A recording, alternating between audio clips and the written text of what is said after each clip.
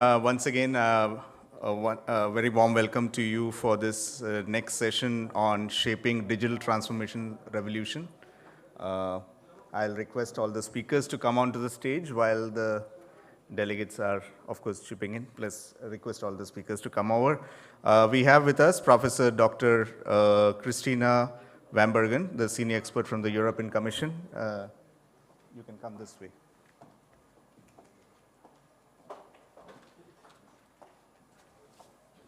Dr. Lavnesh Chanana from SAP, Ms. Anna Anderson, CEO of Riga Tech Girls, Mr. Tejpreet Chopra, President and CEO of BLP Group, and Mr. Winston Green, who is International Counsel from Pearston, Belgium.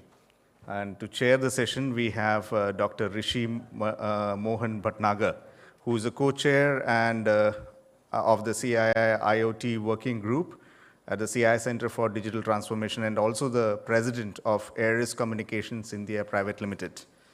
Dr. Bhatnagar has been an established executive leader in the various strategic initiatives and has been managing this particular company, which is the Ares Communication. He's an established thought leader and co-authored the book titled Enterprise IoT with Bosch, and authored multiple articles. He's an expert in this area of IoT and future tech technologies. He's a recipient of multiple awards, and he's currently the board member and president of Ares Communication, a pioneer in IoT, M21 technology company headquarters in Silicon Valley. He's leading the Ares business in Indian subcontinent, MEA, and also the APAC region. Without further ado, I will hand over the mic to Dr. Bhatnagar for him to chair and moderate the session and formally introduce the speakers also. Thank you very much. Thank you very much, CII, for inviting me for such an important session. It's an honor for me to be here. And when I see the eminent panelists along with me, I feel so proud that I have an opportunity to be with Professor Dr. Christina, who is the senior expert in the European Commission, Belgium, my friend Lavnesh, whom we both are sharing a number of panels together. He has been the senior vice president and head of government affairs, Asia Pacific and Japan from SAP, and he's based out of Singapore. And Ms. Anna Anderson, she's the CEO for Riga Tech Girls, Latvia. Mr. Tej Pratap S. Chopra, President and CEO, BLP Group India. And Mr. Winston Green, International Counsel, Pearston, Belgium. So, with such an eminent panelist, it's been an honor for me that I have been invited to chair this particular panel on the shaping of the digital transformation revolution. When we are sitting in India, where we are 1.4 billion people, having a few years back when we started the Aadhaar card, the unique I card, identification card. And I was just talking to Ms. Anna and Patricia about this, that this 1.4 billion cards, majority of them now attached to the mobile numbers. All of them are attached to the mobile numbers as well as to the bank account numbers. That open platform resulting into multiple applications. So whenever we think about the amount of opportunity which it brings, it is enormous. And when we think about the 1.4 billion people using it and having an identity, this stack, which we call as an India stack, has now given 40% of the online banking transactions. All the global online banking transaction that happens, 40% happens in India. And when we think about the COVID, which is not a good thing to think about, but 2 billion people getting vaccinated online, getting the registration done, and after all the setup done, rural or urban area, you get your certificate of vaccinations within seconds. It is at that scale where we have been able to do. So while we have that internet stack, that open stack where we are all identified, and we have so many applications that are being developed on top of it, the other thing which is there, out of the 1.3 billion people, 800 million have internet connections. Out of these 800 million people having internet connections, 600 million have these smartphones. So you can imagine the enormous opportunity it brings. So digitalization, we can think of many things, but in India, we have done in the banking and financial sector a different kind of revolution. In the healthcare, another revolution. Vaccination of so many people in such a period of time, saving so many lives. Now we also have a health e-card. We have e-lockers. So many opportunities and so many new solutions that have been created. With the government of India, now I'm not sure how many people from my European friends know that India opened the space sector for the private sector. Okay, so this was the first time such a level of opening a space sector is a huge opportunity. And while I am talking about the 800 million people having internet connections and 600 million having smartphones, we are 1.3 billion. That means there are so many left. So the opportunity to grow is equally good and equally there. And one thought I just want to give to my team here and the colleagues here. During the COVID time, when there was lockdowns and the country was shut in a way, so many people, especially in the lower income group, started migrating from the urban area to the rural area back. Okay. And during those 2 months, 3 months or a 6 months period, the data utilization, the network data utilization in the rural area was much more than the urban area. So that has changed, And one thing which I want to share here, that many people just give the data numbers, but this means there is internet connectivity in the rural area. There are people who are using the data, that means they have the internet connections. Okay? That means the penetration of the network has gone to the nth level in India. While you can have some patches where there might not be, but having such a large country with such a resource, a human resource, it has been such an important thing to have a network and the infrastructure availability, which is there. So the commitment from the government side is very good. We are seeing the change. When we think about an enterprise, the largest enterprise of any country is the government. Okay. And when the enterprise start thinking, how will they serve the people? They need technology. And this digital transformation, the revolution that is happening, that is the way the India has decided to serve its citizens. Whether it is any kind of medical facilities or it is the financial services, financial inclusion, we are doing each and everything. There are a lot of R&D centers that are getting developed and created, and that too by the major large MNCs. They are shifting their R&D centers in India. I'm not sure, again I am just trying to put, the 5G equipments were manufactured in India. For the first time, we are getting all the 5G equipments manufactured in India. So we are working on creating that infrastructure so that we can do all of these.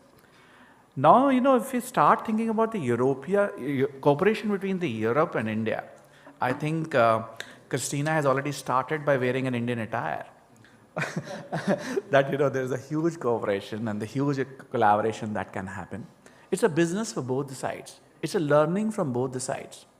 We have been able to create an infrastructure which is working for 1.4 billion people, which is having 40% of the global payment transactions, which is having 2 billion plus people getting vaccinated. We have demonstrated that it works. It's secure, it is working, it has been able to be utilized.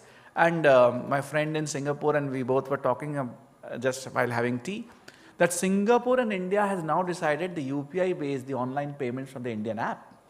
And that may be the way forward, that how the technology can be used and collaborated. The skilled forces in both the countries, the kind of advancement in technologies in the European countries, especially in the manufacturing state, that's an area where we can learn. We have a large MSME sector. And when we think about the MSME sector, there's a need for digitalization. There's so many companies which are maybe not even aware what the path they should take, whether the technology available for them or not. And that's an area where our country can learn hugely from the Europe. The ICT hard power, which Europe is, and the ICT soft power, the India is, will have to work together to become a collaborated world and work together. With our country focusing on becoming a $5 trillion economy, this collaboration and how the digital infrastructure which is available in our part and how the solutions which we can provide and the kind of business opportunity which is there for the European companies, I think this is a win-win situation for both the parts, the Europe and India. So I think the journey is there and we all need to work together. 1 minute on the CIS Center for Digital Transformation, where I worked when it started, and we are working together. We took a objective of how can we provide MSME sector, especially in India, about providing them awareness, helping them, and creating an environment where they can start learning about the digital transformation. And we are trying to accelerate the pace of technology advancement, adoption of digital infrastructure, and creating a new nation with the 65% of the 1.4 billion are below the age of 35. We have the demographic advantage.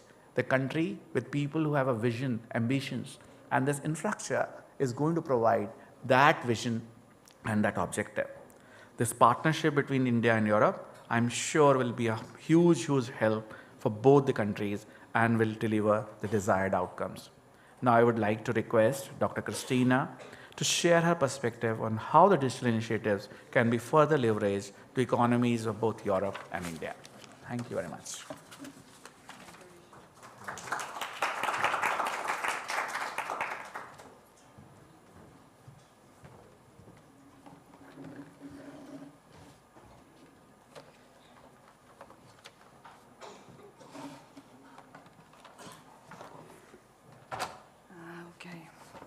So thank you, Rishi.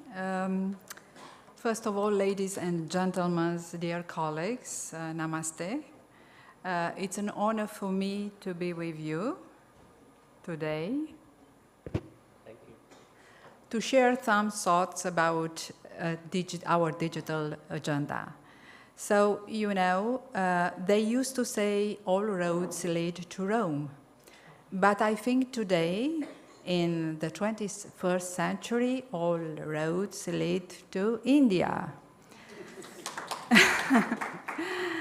India, well, as your Minister Jaishankar said yesterday, India and Europe are strategic partners. The relationships today are stronger than ever. As we speak, we are negotiating a free trade agreement, an investment agreement, and we have launched a Trade and Technology Council. All this to put flesh on the bones of the connectivity partnership and to achieve together the digital transformation that we all need in the 21st century. So India has every interest in pursuing this strategic relationship, since only access to technology, freer trade, and quality inward investment can India stay on track to achieve its 2047 target of becoming a developing economy. Well, we have seen the Ukrainian war and COVID have demonstrated the limitations and risks of our dependencies. The war has challenged countries' ability to act in line with their interests in an interconnected world. We now have to stand up against those regimes that undermine our peaceful cooperation and develop strategies to protect ourselves and our economies. The emphasis on sovereignty in the digital field is more important than ever, since digital is by definition a battlefield a field of global action faced with innumerable challenges, ranging from cyber attacks to competition or disinformation. And while there is no formal policy framework in India on digital autonomy per se, key aspects of both India and EU's concept of digital autonomy are to protect national security, to protect citizens, to protect social stability, to reinforce domestic industry, to safeguard social and cultural norms and values, to help people control their data. These aims lie behind the EU concept of open strategic autonomy and India's policy of greater self-reliance. But going even further, India and the European Union can help one another build strategic autonomy and reduce dependencies on countries such as China or Russia. We note that India is promoting its own production capabilities through its Make in India campaign, while diversifying existing value and supply chain. India has made clear that it wishes to adjust its dependency on Russia for defense equipment, and EU has an interest in helping India do that. A strong India can counterbalance Chinese influence in the Indo-Pacific region and beyond.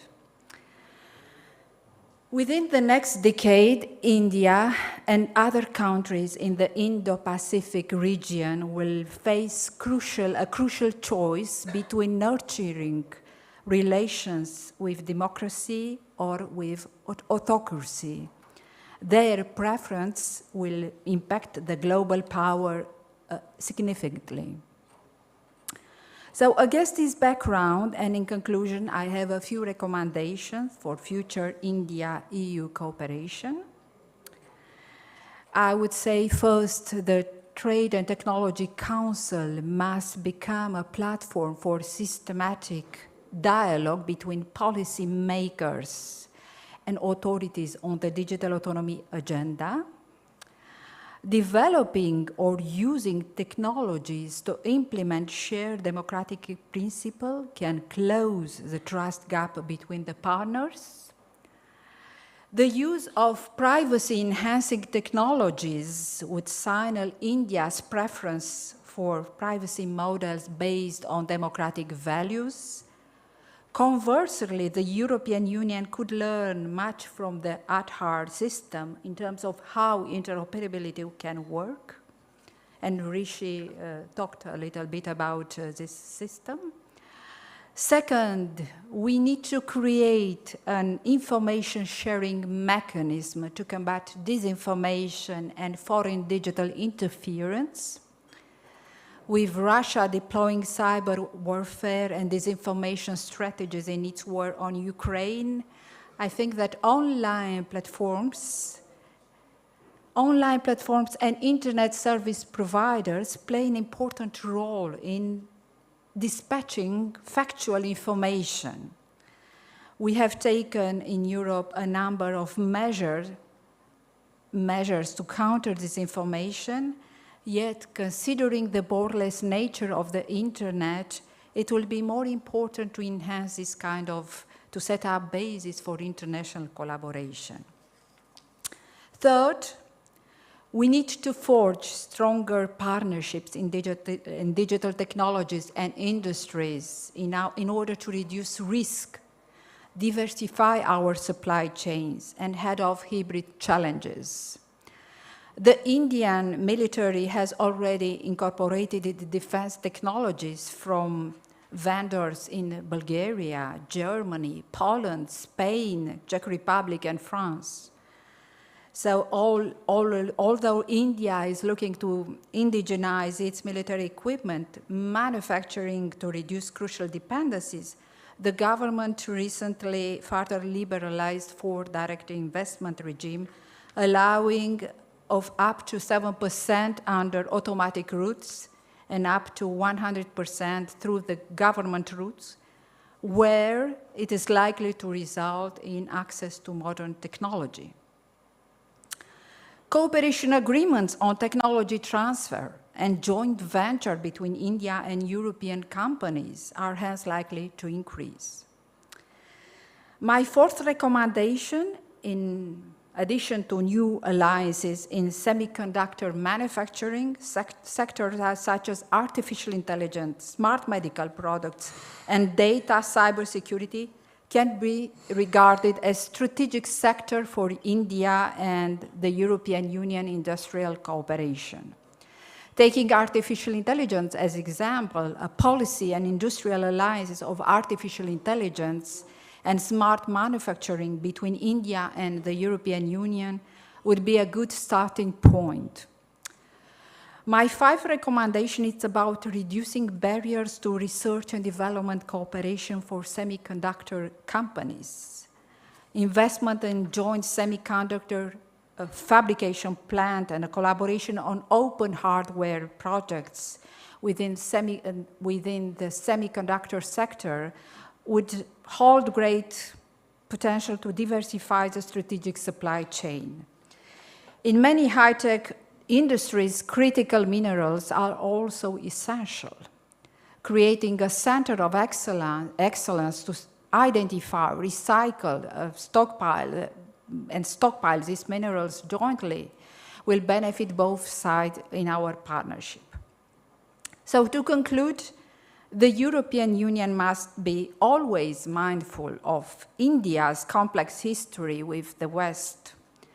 But I think that through the new agreements we are forging, India and the European Union have reached a common understanding about the nature of our world. And we can partner to develop a new one, a much more cooperative, prosperous, and stable world founded on our commitment to democracy. Decision made today will determine the course of our history. We have an unprecedented opportunity to create a strong partnership. I truly believe this. As European, just a normal European, I celebrate India's rise. The Europeans' partnership with India is a milestone in our march to digital connectivity, a march that billions are aspiring to make. Digital connectivity is about economic growth and reducing poverty. Above all, it's about people. Take the Kerala region of India, tracking weather conditions or wholesale prices via mobile phone, increase profits for fishermen and drop prices for consumers. The impact of digitalization on towns and rural communities is real. At the heart of it, it's the empowerment of millions of citizens who can change their lives for the better and increase their life choices and chances due to digitalization. So we must celebrate our EU-India partnership, not only for its digitalization backbone, but also for its contribution to a more prosperous and democratic world. Thank you.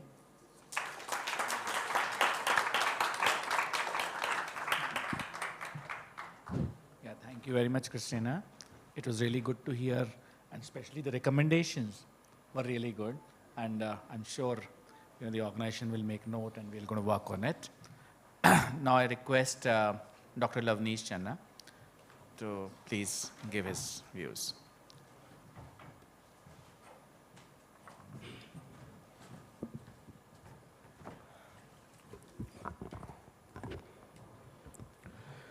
Distinguished panelists, ladies and gentlemen, thank you very much for this opportunity.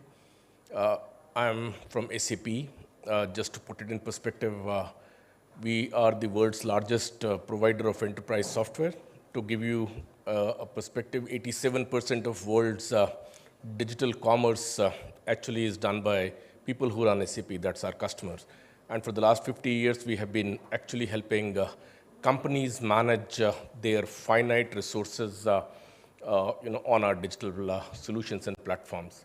What I wanted to do in the 7-8 minutes that have been given to me is to link what the two speakers before me said, the digital and on the priorities, and bring it to the theme of this conference, that's how can we have interwoven digital and sustainability as the way forward. That's the objective that I can, and based on the experience that we have had, all of us now agree that sustainability per se is the biggest business challenge today that all of us face. And that's something that, there is a huge realization.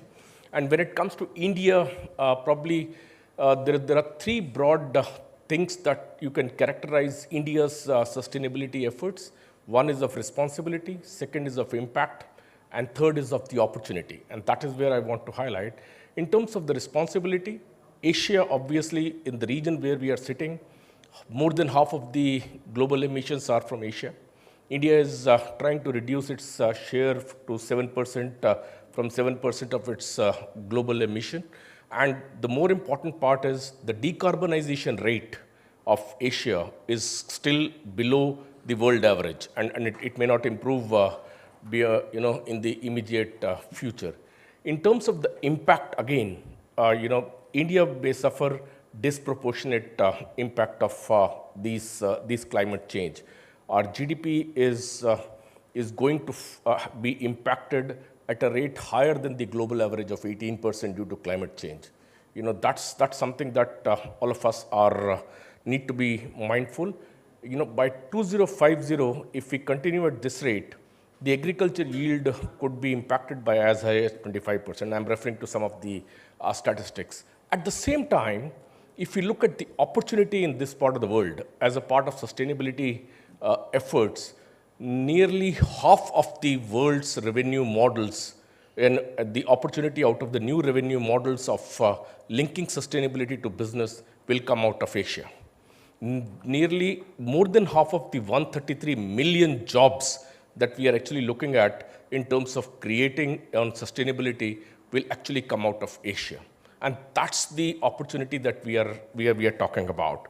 So my speakers before me spoke about the important developments in the digital world, and all of us are aware of the top-down approach in India's sustainability effort, the Panchamrit approach by the Honorable Prime Minister, the 5 nectars in terms of renewable energy. Now, that's the important point of linking the two in terms of how do we take it forward. And we have seen a number of examples in the digital world that we have been able to take. One thing that I wanted to add to what Rishi said is our new area of the ONDC, the Open Network for Digital Commerce, which is actually democratizing the B2C commerce space in India, wherein providing customers more choices in terms of where to buy, what to buy, and how to buy. So to that extent, our ability to create that impact on the livability and the lives of citizens through these India Stack applications is now well proven. And at the same time, our progress on number of sustainability related things.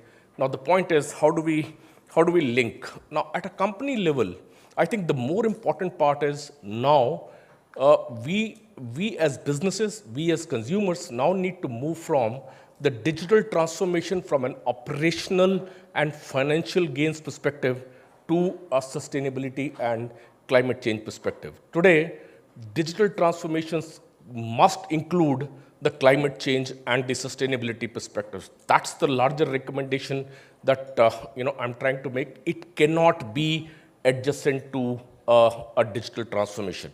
So what I'm trying to say is we are focused enough on transformation using technologies for top line, for bottom line. Let's start using the digital technologies for the green line also. That's something that we are saying. And typically when you talk of companies, our experience shows that the business will go through 3 stages of using digital for the climate change, for zero emissions, for zero waste, and also for zero inequality. First stage is this data transparency. I must know what exactly is my emission data. And mind you, things are not that mature at this stage. Let's be realistic. We are not, our own research shows that nearly 54% of people, of CEOs in our country are not really satisfied with the way the emission data is captured into their systems. 1/3, 1 out of every 3, has to make an assumption about the emission data.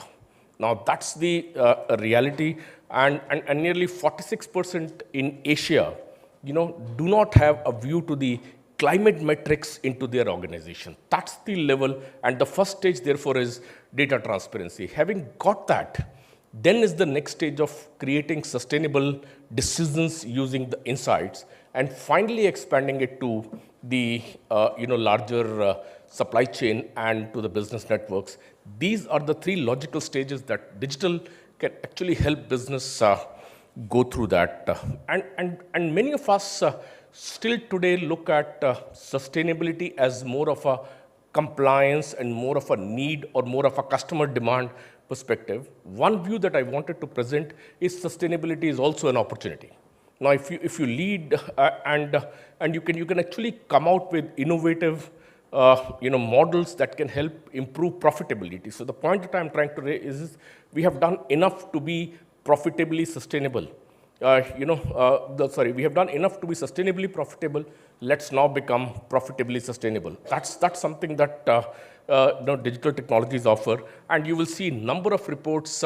IDC predicts that at least 30% of the companies by 2024 will start using ESG data platforms. So that's something. Then is the whole concept of the connected data which will come.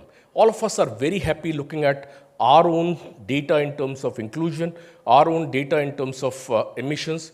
Next would be the scope 3 attack that we will have to do in terms of connected data through my suppliers. And there are repeated studies which say that companies will now start putting in the supply chain leaders as the people responsible for the emission data, because majority of it will be coming from the suppliers end and not from me. So the connected data, and when I come to the EU part, I will share that. And IDC again predicts that this year, next year, is 25% increase is likely to happen over digital technologies for sustainability vis-a-vis 2022. That's the growth that we are talking about. So sustainability is also an opportunity, and there are a number of examples. Rich spoke about IoT. Waycool in our country, an agri-tech country, merged their IoT data with our ERP and were able to save tens and thousands of dollars through the emission savings that we were able to do. Green Token, a blockchain-based example wherein it actually traces back your products and finds out finally what is the recycled percentage in the final product. So you can actually improve the recycling on that. And he mentioned about COVID. During COVID time, the biggest challenge in second phase of COVID we saw was the availability of oxygen. And that's when SAP worked with the Ministry of Electronics and IT here. We found out that majority of the oxygen manufacturers actually run on SAP. And they had a portal called Oxygen Digital Tracking System, ODTS, and they wanted to track oxygen so as they could save lives. In over a weekend, we were able to link the manufacturers, suppliers, SAP systems with the ODTS so that they have a real-time visibility. The kind of inclusive approach that is possible. Now, the final point that I had is on the EU, India, and how can we take. So obviously, one is the Indian companies requiring the regulation, whether it's EU, CBAM, or thing. And we obviously, in EU, the leadership that EU has taken on data, now on the data protection, all of us are aware of GDPR and and we are experimenting now with big things in EU. For example, federated data exchanges with that we are working on, ensuring digital sovereignty, but still I kind of exchange data. Examples like GaiaX or data spaces of EU, and the automotive industry in EU is using it now to actually do an experiment called Katina X, wherein me and my suppliers can actually exchange data without impacting the sovereignty and actually realizing this. I think there is a big potential for learning for each other, skilling and mobility, ensuring availability of people on both sides to actually do that. And the most important part to me is the joint working on standards and interoperability, and that could be a big game changer for countries like India who have actually developed. So the point that I wanted to, if I have to summarize, one, time has come to have an interwoven digital sustainability approach. Let's look at green line in addition to top line and bottom line. And second, let's look at sustainability as an opportunity also, and not really just a compliance and all. Somebody may argue that SMEs, how will they go and all? Obviously, we have seen the biggest growth that we are seeing in this country on digitalization is in the SME space. And in terms of the opportunity, that also is huge. I think we have a huge opportunity ahead in terms of addressing this. And with digital becoming a commodity here, we will make it happen. That's my hope. Thank you very much for your time. Thank you very much, Dr. Lavnesh. It was really good to hear many thoughts from you. Anna Anderson, I request you to please give your views.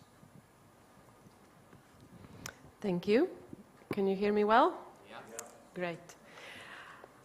It's really lovely to be here, and namaste to all of you, honorable guests, and my dear panelists.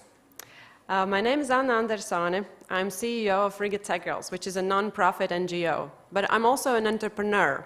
I've founded and run 4 companies, and my experience in digitalization and innovation comes from my personal experience building companies. And with this experience in mind, I have built this NGO, Riga Tech Girls, and the goal of it, first of all, is about digital inclusion. So this is what I want to start with today. So with Riga Tech Girls, what we're working on to increase digital inclusion, first of all, is digital skills. We heard already here from the panelists that a lot has been invested in digital infrastructure, in solutions that we can use, and this is very important. Also, in our country, in Latvia, the government has invested a lot of resources in the digital infrastructure because that helps us be more efficient in collaborating with the government, in solving health crises, and all different other crises. But for the digital infrastructure to be efficient and work in our benefit, we need to have digital skills. The society needs to have the skills to use this digital infrastructure. So that is the first focus of Riga Tech Girls, to increase the digital skills of the society. We've had more than 20,000 people go through our programs learning digital skills. And that includes also special digital skills programs for school teachers to use technology and digitalize in schools, for creatives to use that to expand their work and to become more sustainable, also profitable. And currently, we're also starting a program, Digital Skills for the Healthcare Professionals, so that the healthcare industry can develop and become more efficient, because we saw, all of us, I think all over the world, that the healthcare industry needs a lot of support, and digitalization can help us all. So if we think about India's tech that was mentioned here as well, and that a lot of us have the infrastructure, the internet connection, the mobile devices, but the skills to use those for our efficiency are essential. And these are the approaches that we are working on in our small country in Latvia, but we also want to collaborate on internationally. And we're now building a digital skills program for NGOs, which will be international, online, available for everyone. Also, anyone from India can join this and collaborate with us in spreading the word about digital skills. The second part, how we're working on digital inclusion, is women professional development. So we've trained more than 2,000 women in different types of professional roles in the tech industry, including SAP technology as well. And we see that this is important because driving diversity and inclusion in the tech and digital is what will bring us to more efficiency, better profitability, and also research supports that it drives companies to be more innovative. So companies that are more diverse, that have more diversity, gender diversity, age diversity, ethnic diversity, these companies are more profitable, they are more innovative, they're 1.7 times more likely to be innovation leaders than the companies that are not inclusive and not diverse. So working on driving diversity and inclusion, it's not just a matter of women empowerment. It's a matter of efficiency, it's a matter of profitability, and it's also a matter of building sustainability. Not just sustainability in the society, but sustainability of our world as well. So we actually need innovation to increase sustainability, and to increase innovation, we need diversity.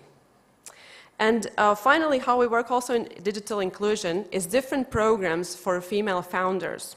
I'm sure that there are millions of women doing their own business also here in India, and we see that also in Latvia. So what we do is we support these female founders to be more digitalized and to bring their innovation and their business to the next level.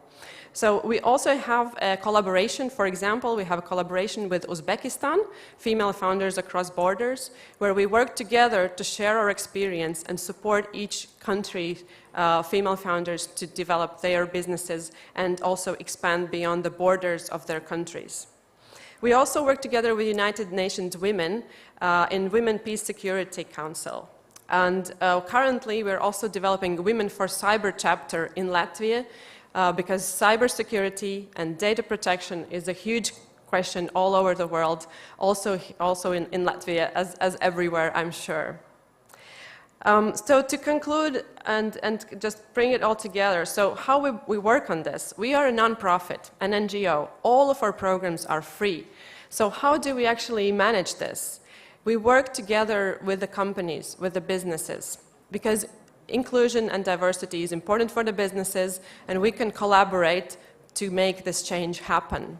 So we're building a community, not just a community of women in technology, but a community of business people, of NGOs, and also working together with the government to make this change happen in the whole society.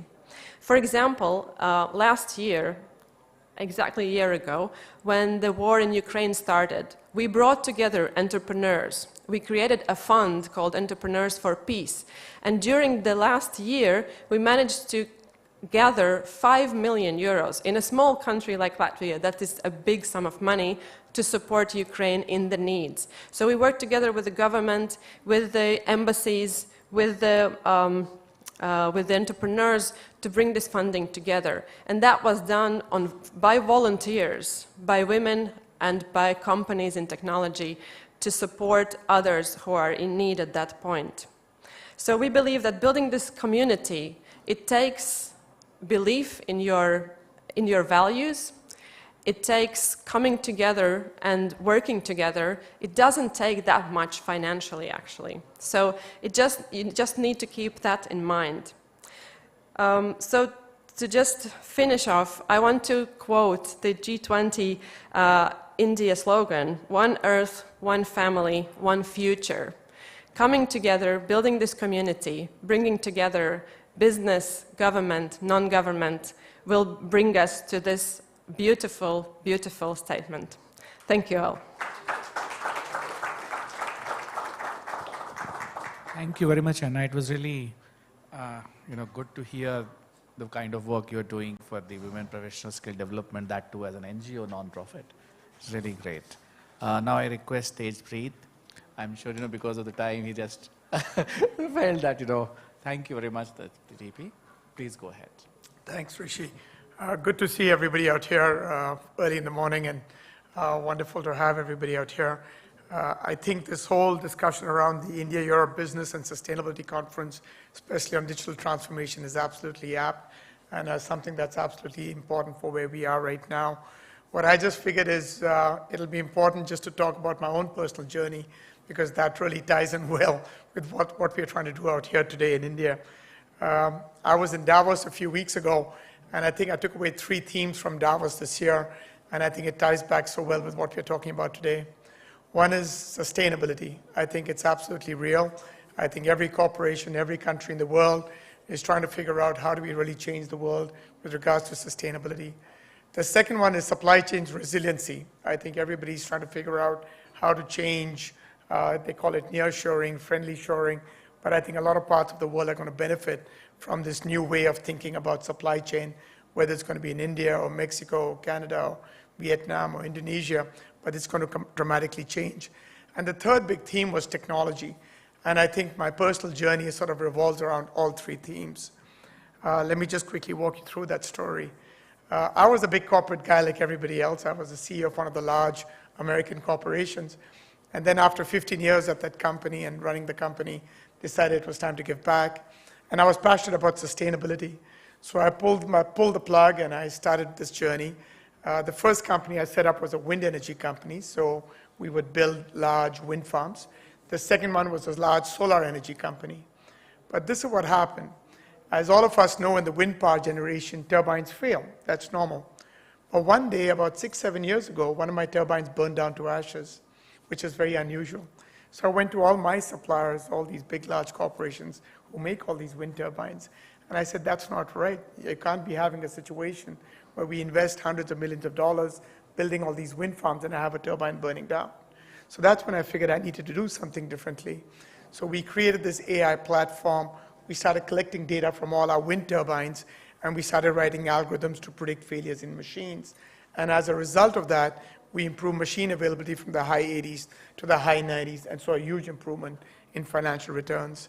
So lesson number 1, sustainability is not only about reducing energy efficiency or reducing water consumption, but also the fact that $650 billion all around the world goes in unplanned downtime, which result in huge sustainability losses around the world. And industries, as you know, contribute to 20% of the global carbon footprint. So that's lesson number 1, that I think technology can make a big difference in the way that happens. The second thing that happened was then a lot of the large European utilities came to us and said, why don't you do it for us as well? So we started connecting wind farms and solar farms all across Europe, France, Germany, Spain, Italy, started collecting data from all these wind turbines and solar farms and doing the same thing for them. So it goes back to this great Indian-European collaboration, all the way connecting through technology. And we connected all these wind farms, started collecting all the data, and applying all these algorithms to help them also improve uptime and machine reliability in all their machines. Now, what's changed around the world are 5 things that's making all this happen, and that's why I want to talk to you about digital transformation. 1, sensor prices have declined dramatically over the last 7-8 years, and this is making more affordable. 2 is the cloud. The ability to collect data from any corner of the world and store it somewhere in this cloud makes it very affordable. 3 is mobility and telecom. Today, the ability to collect data from one corner in Romania or a turbine in Italy all the way through to the cloud is just so economical that we can connect data from any machine or connect any machine in the world, collect all that data. 4 is people. With the evolution of AI and IoT and machine learning, we people in India have the data engineers and the data scientists to offer the world dramatic amounts of skills of people to provide all these data scientists. And the 5th thing that has changed is high-performance compute. Once upon a time, only large corporations had access to this high-performance compute. Today, all of us in this room and everybody on this planet has access to the same high-performance compute that's making this whole digital transformation happen. So where did all this go from now? So therefore, the 5G market by 2030 is expected to be about $1.3 trillion. The cloud market by 2030 is expected to be $1.2 trillion. So the explosion that's happening on these 5 key parameters is going to transform the way this whole digital transformation actually happens. And then what happened was a lot of other large companies came and said, listen, if you can do this to collect data from wind turbines in any corner of the world and make them work better, why don't we do it for other machines? So what we started doing was digitizing factory flows, auto factories, steel factories, chemical factories, the large $8 to $10 million cranes you see on ports. We put 50 sensors in each of these cranes, collecting high-frequency data to predict failures in these machines. And we do the same with vision analytics. Today, we have the ability to connect cameras anywhere in the world and make it think like the human brain. Recently, we connected thousands of cameras at the Bangalore airport to run the whole airport with vision analytics to drive safety, security, customer experience at airports. So I think that's the new world we're coming in. With our little company called Industry.ai, we're able to really transform manufacturing, the way companies operate, the way people drive productivity, efficiency, and sustainability. And it's exciting to see what we're talking about sustainability now, because the same algorithms, the same platforms can be used to drive energy efficiency and sustainability in companies across the world. I tell everybody the change that's happening now. In the old days, large companies like Unilever on their annual report used to report net income and revenue. Today they report energy per employee, water per employee, emissions per employee, and that's the world we're getting into right now. So I just want to end by saying 3-4 key takeaways. One, there's a huge amount of innovation and disruption happening in the world of AI and IoT and Industry 4.0, driven by the 5 factors I talked about. India is going to become a big center for frugal manufacturing. I think that's what we provide to the world, our ability to manufacture things at a fraction of the price in other parts of the world. 3, I think the ability that we have the right talent to drive AI and IoT technology is going to make a big difference.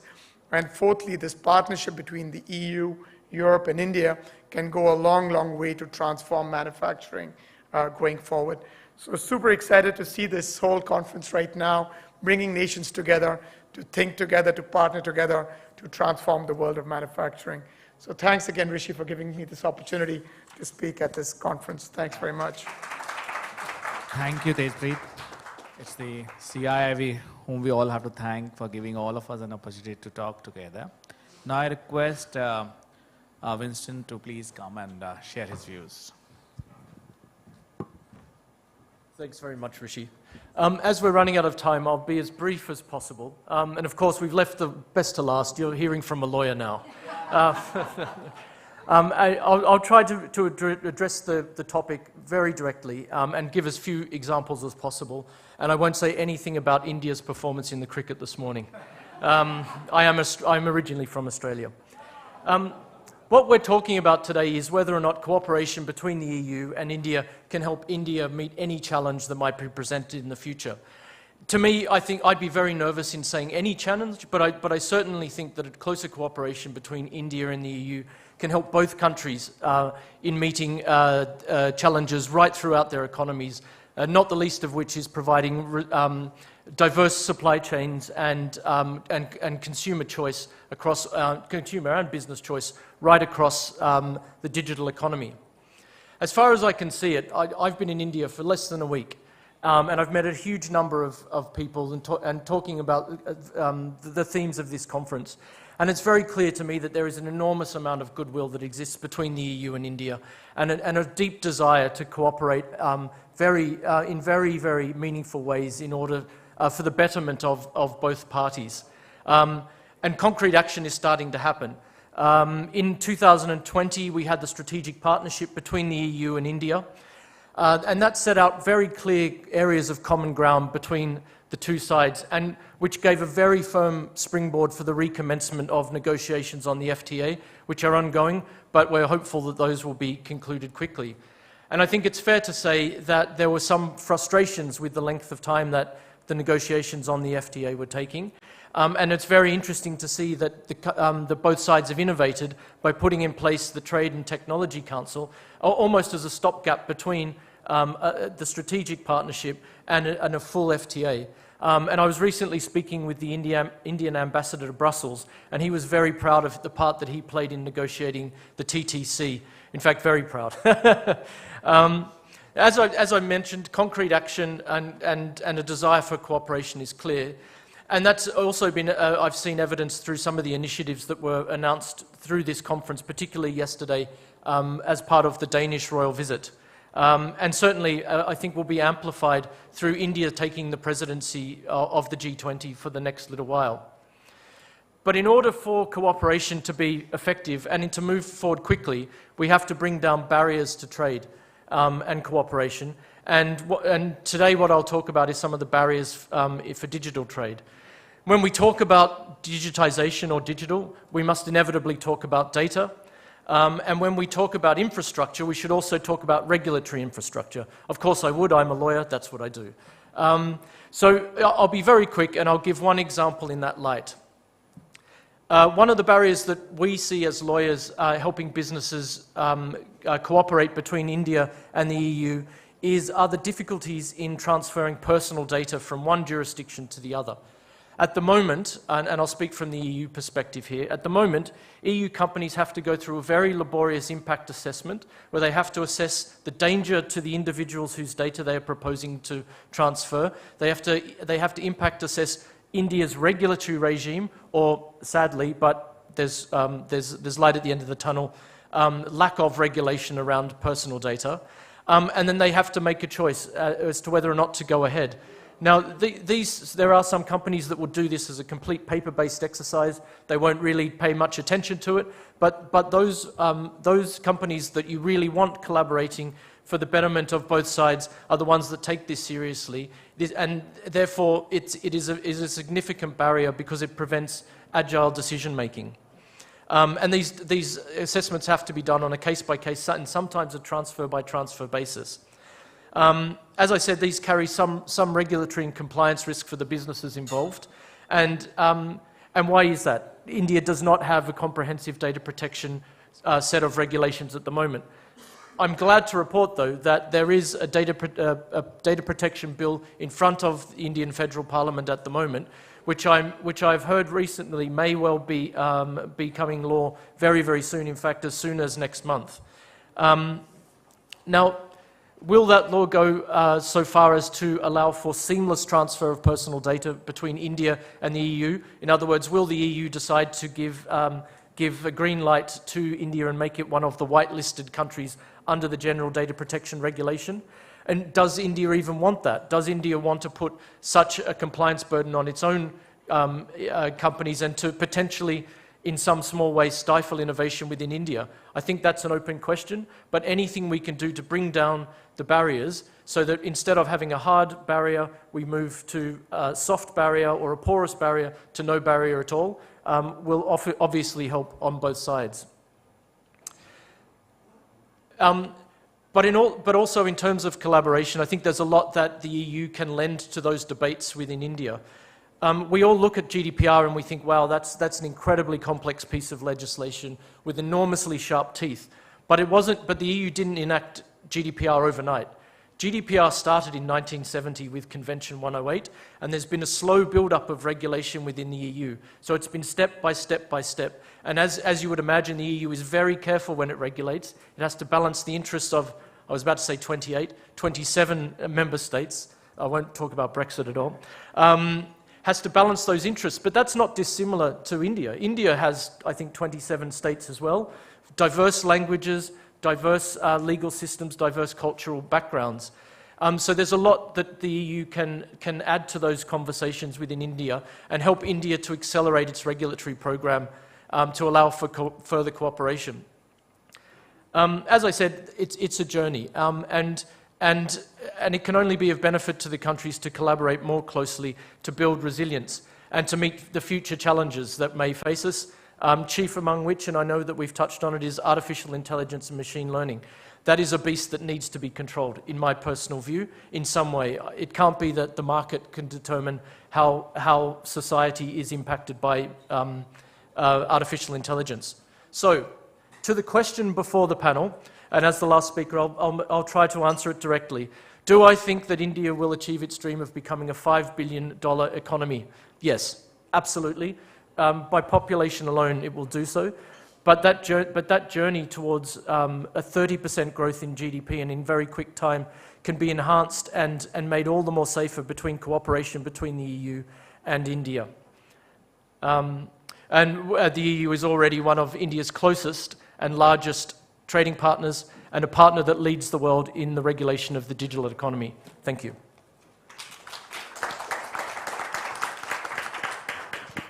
Thank you very much, Winston.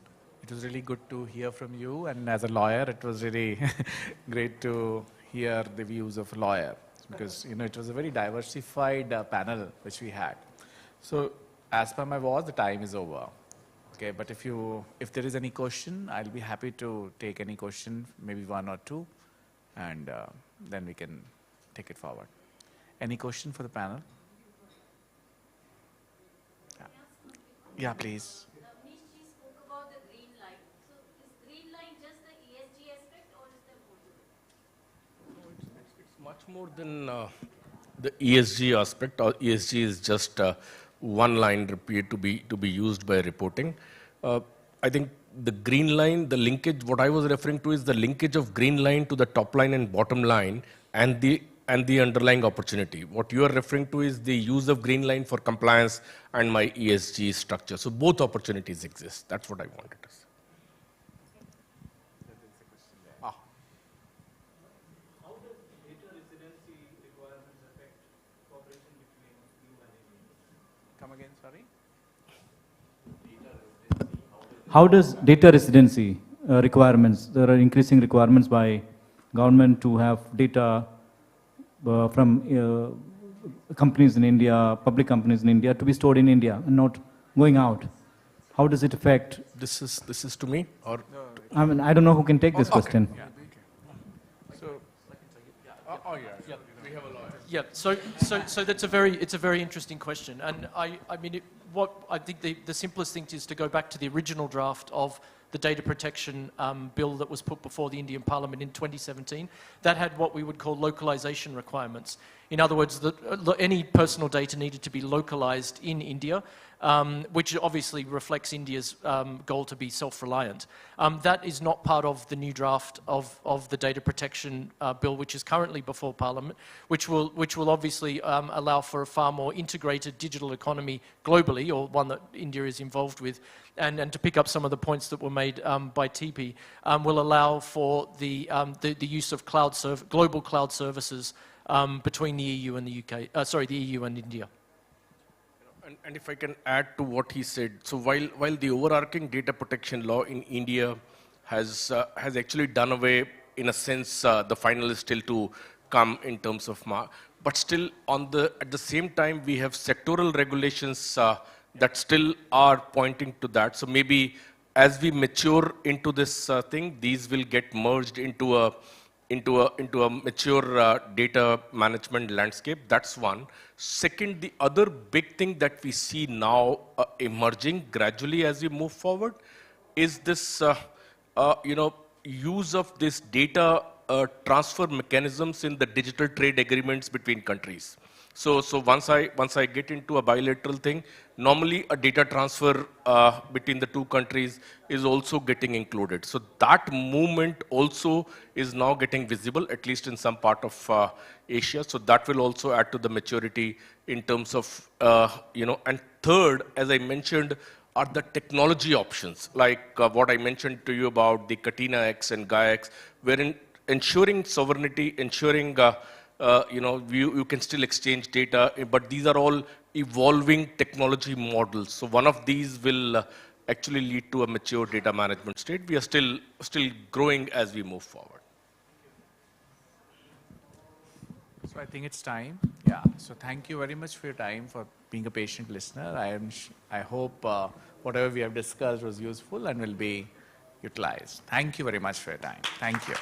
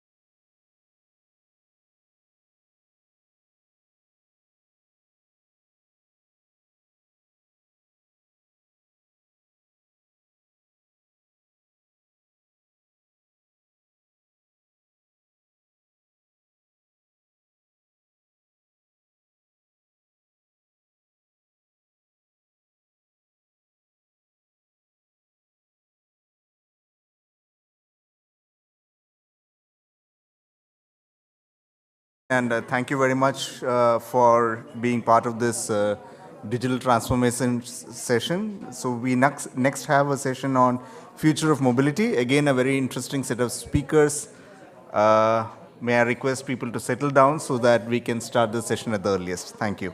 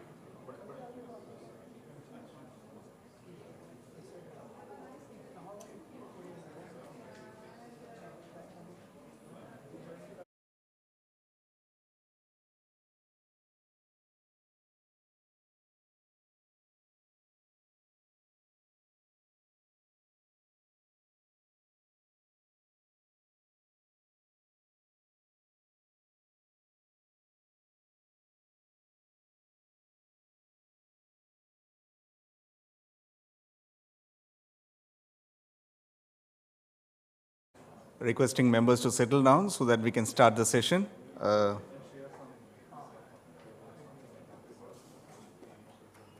Thank you. So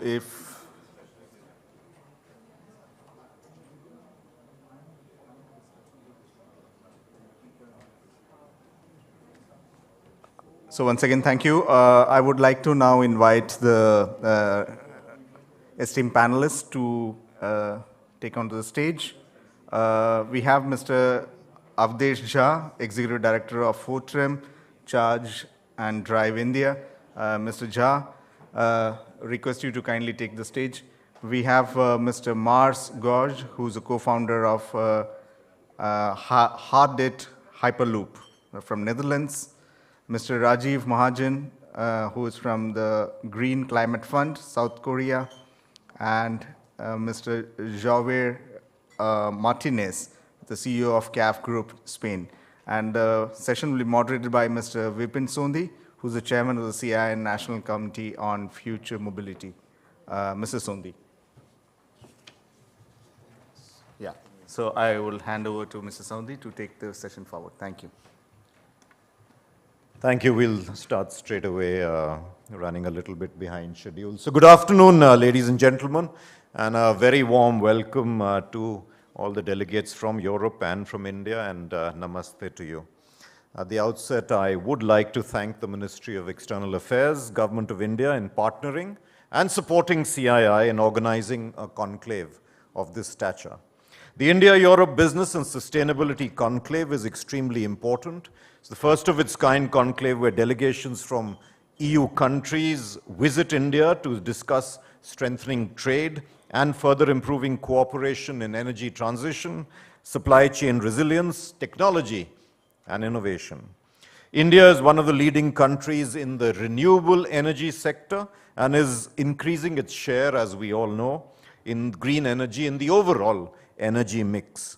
And the automobile sector, which is one of the largest contributors to greenhouse gases and toxic emissions, has joined the campaign of sustainability and clean mobility.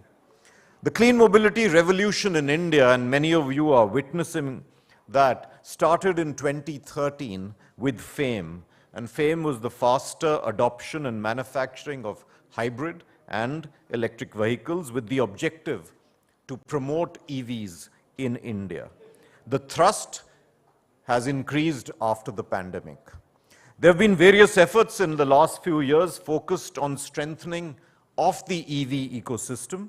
These includes redefining of FAME in 2019, various state governments incentivizing EV production, EV purchase, local authorities facilitating easier access to charge points. The industry has reciprocating by designing EVs which are more and more affordable to the extent possible. However, the ultimate judge is the consumer, and the consumers have taken a leap of faith towards EVs in greater and greater numbers and given a thumbs up to cleaner mobility in India. Technology has taken the driving seat. Literally and metaphorically, innovation is accelerating growth, and customer awareness and willingness towards safer and sustainable mobility is fueling this transition. Besides road transport, technology innovations in rail and transport, air transport will soon disrupt the way we perceive mobility in a holistic sense. Hyperloop, advanced short-haul air mobility will redefine the day-to-day mobility needs of the average person in the decades ahead. India has a strong indigenous components industry, which is well integrated with the global value chain in the conventional automobile industry. Now, it's now in the process of transitioning to serve EV OEMs around the world. Also, the Indian railway network is the largest network in the world and will have a big role to play in the transition to clean mobility. Many foreign automobile companies have their global manufacturing hubs in India because of availability of manpower, of workforce, of conducive and to an extent stable policy and quality and cost competitiveness. Having said that, I think Indian industry still needs and would benefit greatly, and I hope vice versa as well, from collaborations with the European counterparts, many of whom are present here, in the areas of technology, finance, research and development, problem solving, and in piloting of projects. We have a wonderful and diverse panel here, very excited to discuss issues with them. What we will do to structure this is each of my co-panelists will will make opening remarks for 3 to 5 minutes, and then we will have a question and answer. So with this, may I introduce our first speaker, Mr. Avdesh Jha, Executive Director, Fortum Charge and Drive India. Avdesh has over 3 decades of experience in the energy industry, spanning across government and the private sector. A civil engineering graduate, he also holds a master's in business administration for working managers from IIM Lucknow. Thank you very much, and over to you, Avdesh, and you can do it sitting over there. Thank you. And good morning. On the future mobility, let's start with the statistics. The last year, 2022, India sold more than 1 million vehicles, electric vehicles, pure on the battery electric vehicle, this I'm referring to. Though in percentage-wise, it represents very minuscule number, but if you see in the absolute number, and I am contrasting this with the largest EV adopted country in the world, it's Norway. So Norway, what is the total market size? They have sold 138,000 cars. That's the predominantly car market. Now 138,000 cars they have sold, and they have reached that stage in terms of absolute number over the last 20 years. Because they have the EV program running for last 20 years. India, actively they started with the FAME, primarily 2019, I would say. So this achievement is commendable. Generally, we get carried away by the percentage that, oh, the percentage penetration is 1% or 1.2%. Even on the car segment, if you see, last year we sold 42,000 cars. Now this 42,000 car, if you compare again with the Norway achieved this in 2017 only, despite after 17 years of being in the EV programs. And this is despite the fact that Indian government is not subsidizing the car segment. Except for the GST, which is a 5% across the vehicle format, the government is not giving any demand subsidy on the car segment. And so it means this is purely fueled by the individuals who desire to own an EV. And again, an interesting fact, most of the people believe that the fleet would be the fastest adopting agency for the car. And you would be surprised, Tata Nexon holds 65% market share, and Tata Nexon is not available to the commercial fleet. So what does it say? It's the individual, the passenger segment, which is fueling the EV adoptions, contrary to what people believe generally, that the fleet would make it more, right? Yes, fleet find it much more economical because their TCO becomes quicker, because they run more and more kilometers on a daily basis. It makes sense to them. But then there are different challenges as well. Now, the second aspect on the future mobility, which I believe the battery holds the, or EV holds the significance for a country like India, we have a very, very, I would say, constrained electricity infrastructure. Now, we are adding more and more solar. By 2030, as per the government's estimates, that we will have close to around 500 gigawatt of the renewables, dominantly from the solar source. Now, the peculiarity of the solar is that it will give you the peak generation between 11 to 3, which incidentally happens to be the lowest demand in the daytime in India. So where do you store those energy? Now you require then artificial storage somewhere. So either you will be doing it because we don't have the gas. So what will we do? Either we will have a stationary storage built along with the solar plant, which government is trying to do, they have not been successful, or you have a pumped hydro storage. That's again a fantastic potential to build their storage capacity. Now imagine by 2030, if government has a target that 30% cars would be on electric. I assume that today it's around 3.5 million annual sales. In next 10 years, it will be close to around 10 million annual sales, and 30% means 3 million sales. Average battery size of the car is moving now from 30 kilowatt hour to 40 kilowatt hour. Now this 40 kilowatt hour battery and 3 million cars, and the gross stock would be close to around 10 million by that time, gross stock. So you have almost close to 400 gigawatt hour of a storage lying. And surprisingly or incidentally, or coincidentally I would say, all these vehicles remain idle during this 11 to 3, either at home, either at workplace, or either at hotels, or either at the business places.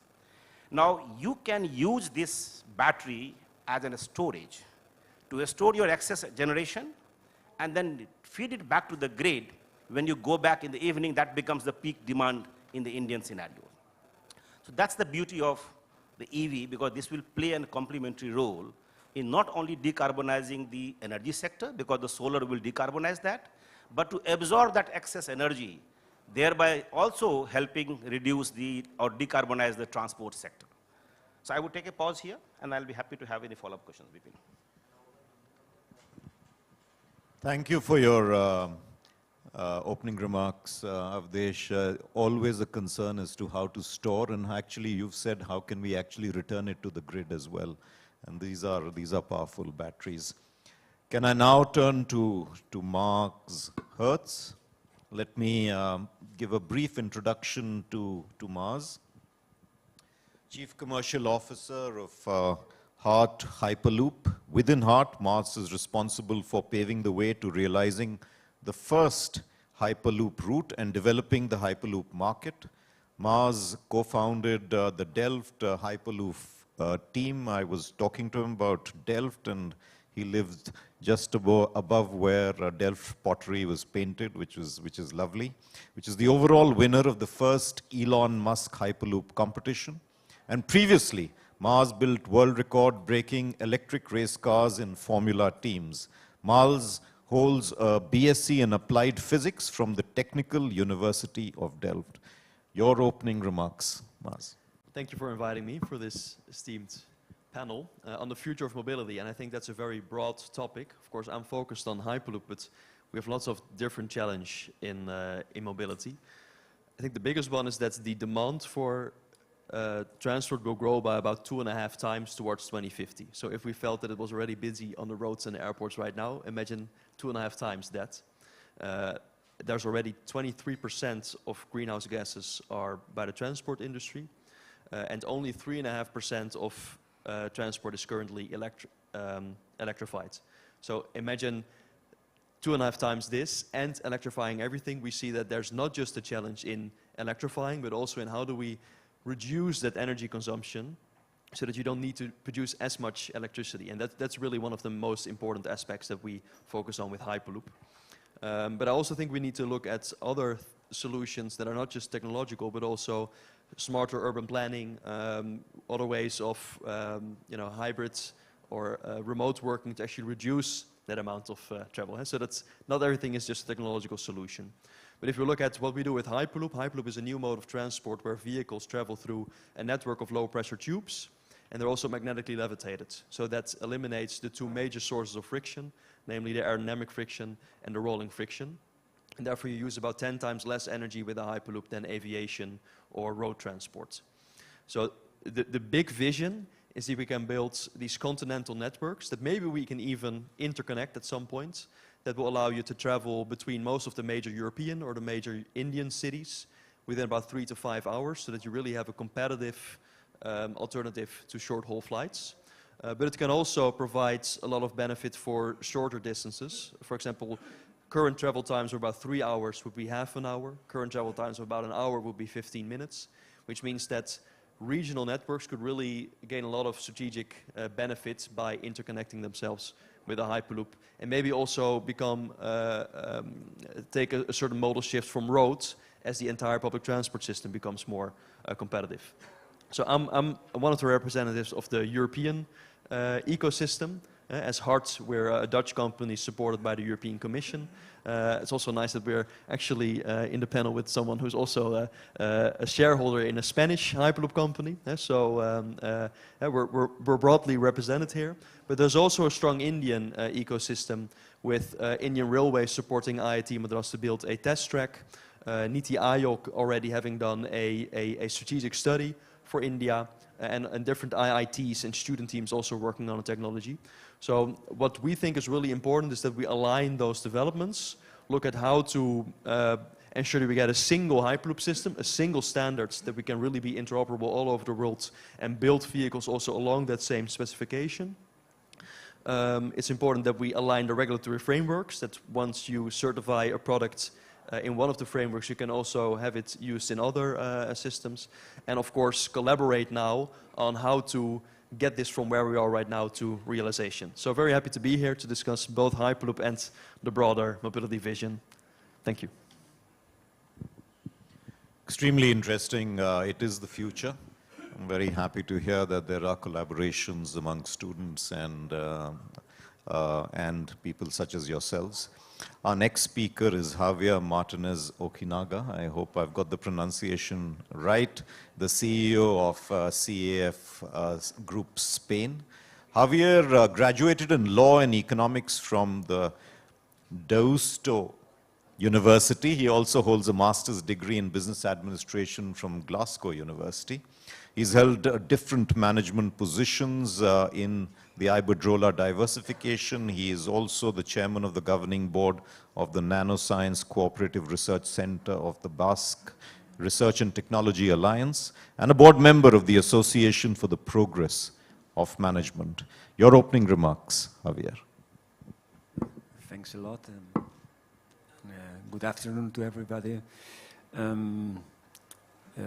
As a European company, which is around, just to have a figure, around $3 billion of sales, 14,000 people, and projects on more than 50 countries.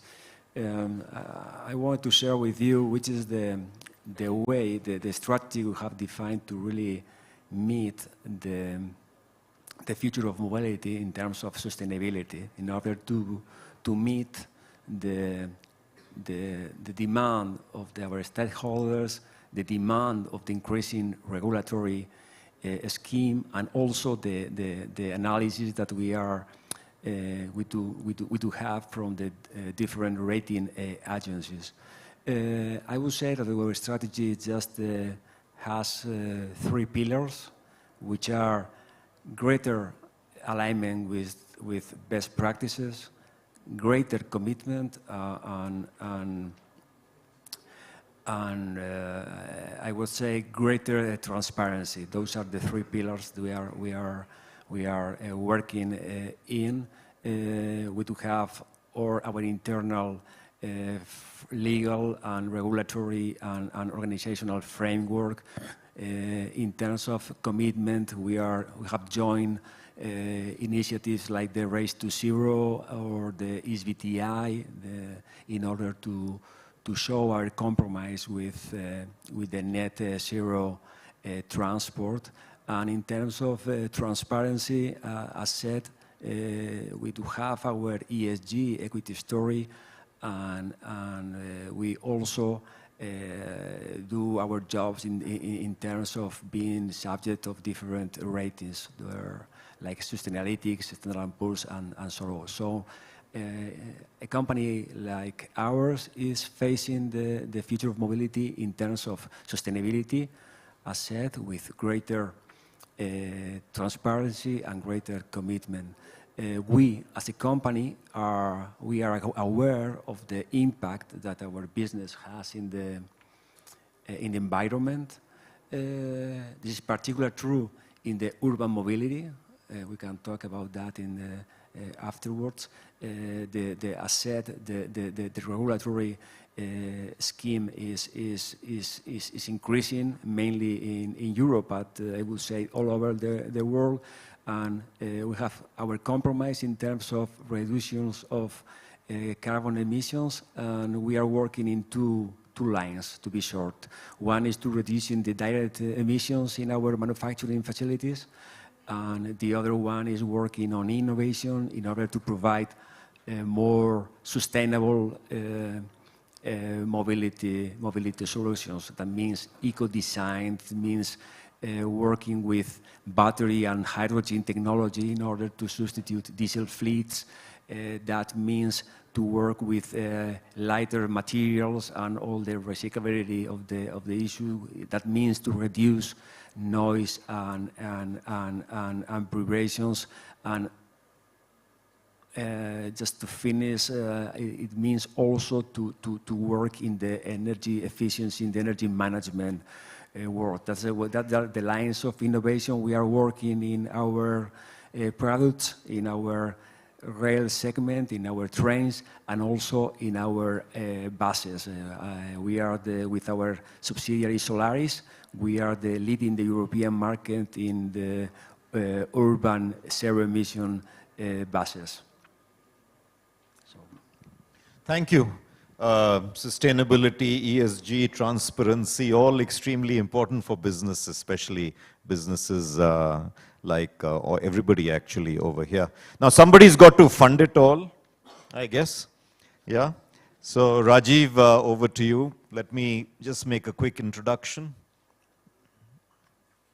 Rajiv is the head of project finance, private sector facility, the Green Climate Fund in South Korea. He's been based there for 7 years. Rajiv oversees GCF's private sector facility, project finance operations.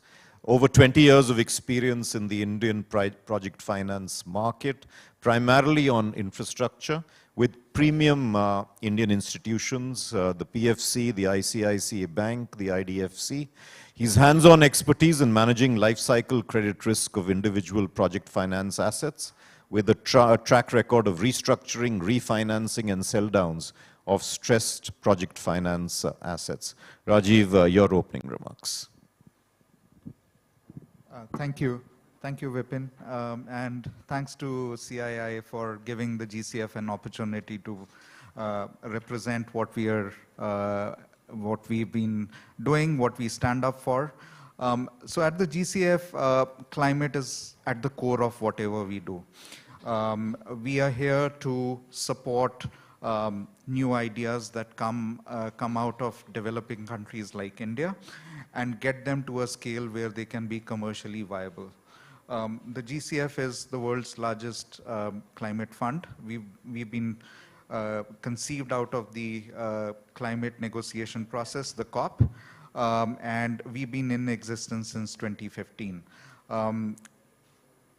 Our role in mobility is to increase the proliferation of mobility technologies, sustainable, clean, climate mobility technologies in developing economies. Europe has seen these technologies there for a number of years. North America has seen them, but the developing world is yet to see them at scale. And that's what we see our role in promoting these technologies in developing countries. And I'll quote one example that we have worked on.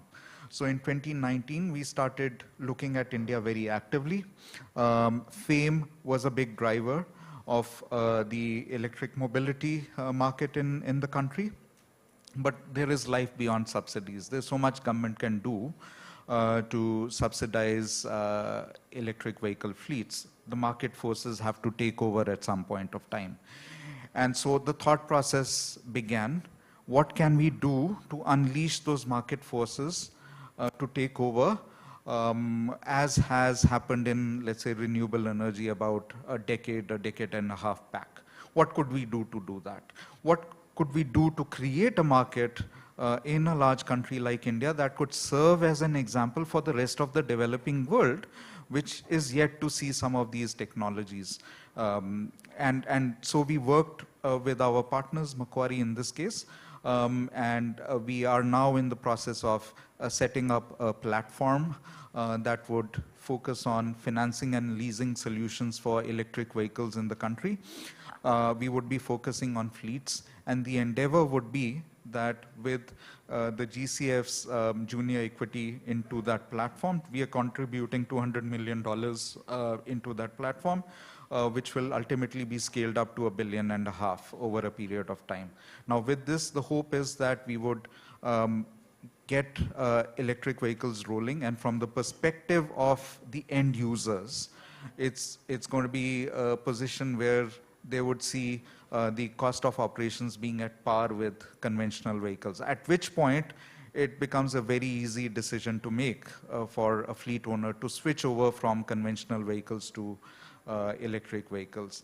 And this is going to be a going concern. It's going to be structured as a NBFC platform, so which means that as the scale grows, as we get traction, capital markets can be leveraged in to finance the platform on the liability side that would ultimately fulfill the demand at the user's side.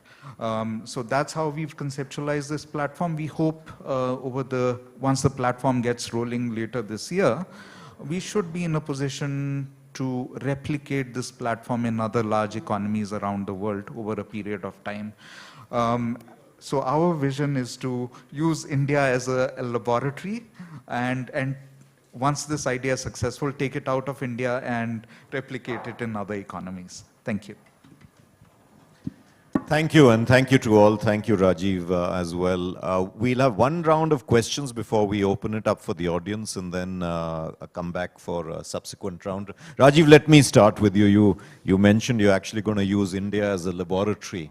It's a rather large laboratory, but it's nice to hear that.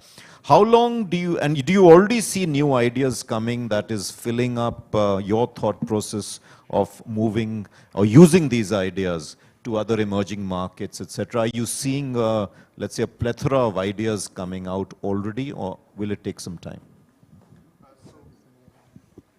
Apologies. So that's a good question, Vipin, and I would like to answer that from taking an example from a different sector.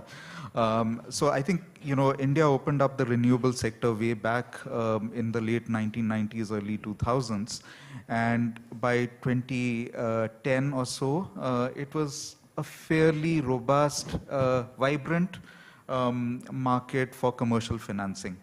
And that has served as a model for other countries to replicate. South Africa rolled out its renewable energy procurement process in 2011 or so, and at the GCF, I've had the incredible privilege of replicating what had been done in India in countries like Egypt, Kazakhstan, and did a similar deal in South Africa for business-to-business PPAs. So taking that example forward, I think a country like India has the critical mass, has scale, has size, And if e-mobility financing solutions can be proven to be successful in a country like India, then there's no reason why it shouldn't work in a country like Indonesia or Brazil or South Africa, which also have a large population, a large market, and also have renewable energy solutions to feed in power into electric vehicles.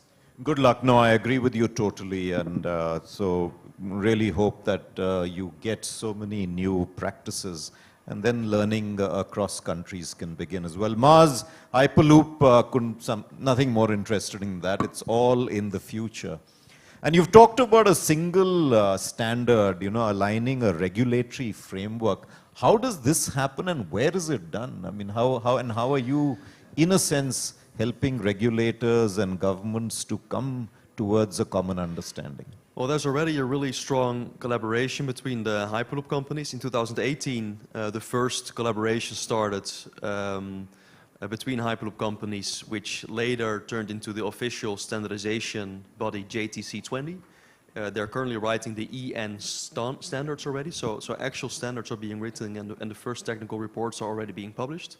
So there's an active work there, and also all the Hyperloop companies, or most of them, have been set up an association now, which also represents us as an entire industry. So you see that the companies are converging together. We're always together also talking to regulators to ensure that regulations come about that fit the entire market. But also things that we, for example, specifically are doing is that we're currently building a new test facility in the Netherlands. It's about 400 meters, but we will not own the facility. It will be owned by a foundation, and it's open for any party to test in there. And so we're already having discussions also with parties that don't have a test facility yet, but would like to test their technologies to use that same infrastructure, so that you can already start converging. Because I really believe, and it's similar to like the standards in mobile communication or the chip industry, the faster you can converge on the critical interfaces, that means that you de-risk the entire industry, which makes it easier for financing. But it also means that you can then start focusing on certain aspects, and not everybody has to do everything. And so the earlier we can converge, the faster we can also scale up as an industry. So that's why we put a lot of emphasis into that. No, very interesting, very important. Just a quick follow-up, Rajiv. Would you ever fund Hyperloop where standards are yet to be set? I think, technology is a critical element in the whole climate story. And, we cannot address the climate problem without having new technological solutions. So definitely we would be open to looking at new ideas in mobility, and that includes themes like Hyperloop. Okay, good. Javier, you spoke a lot about ESG. You said transportation, transparency, sustainability, reducing the carbon footprint, lighter materials. So tremendous amount of focus on, let's say, basically decarbonization. Yeah. The Indian Railways is one of the largest networks, also perhaps with still the use of diesel engines, still very recently coal-fired engines as well. Are you working, is the CAF group partnering, and how are you actually then meeting the targets of some of you, or helping your customers to meet their targets? The answer is yes. As said, we are right now, in terms of sales, we are more than 70% are in Europe. But the point is that we want to, in our 10 years horizon, we want to grow in other regions, mainly the US and in the Asia Pacific area, and that means mainly India. So in fact, we did the airport line some years ago, and we are trying to get new orders in India, and as you mentioned, the sustainability approach, the decarb approach, is something we can really offer to this market, because we can for places where the regulatory demands and the technological demands in that sense are higher.